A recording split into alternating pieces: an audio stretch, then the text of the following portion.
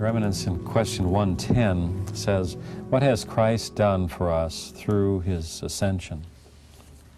Through his ascension, Christ has given us a participation in his divine life. He has given us the honor of being his witnesses because he gave us a mandate to carry his message to the ends of the earth. Through his ascension, he has also given us a promise that we shall reach our home in heaven if we follow his way. He is there waiting for us. It says participation in his divine life. You know, when the priest drops that water into the chalice of wine before the consecration, what does that symbolize? Yes, at Mass,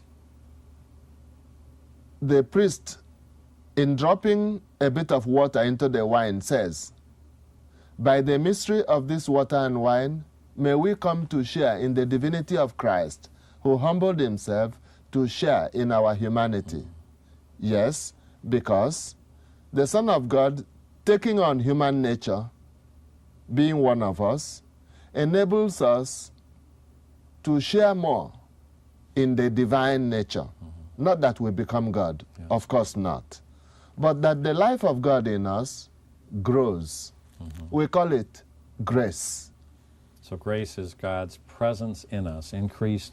As we increase in sanctifying grace, we're increasing in God's presence in our soul. Yes, God's presence in us, and also activity.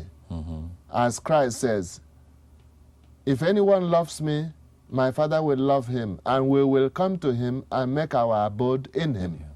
So God lives in us, and therefore raises also the level and the merit of our actions.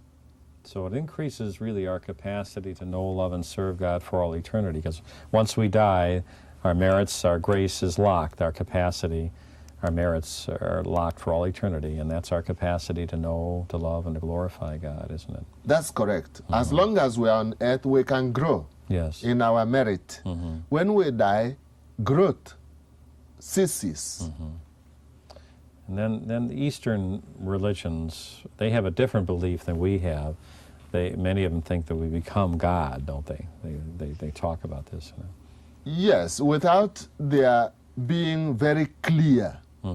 But some of the religions that are not Christian, that are in Asia, do come near holding that position.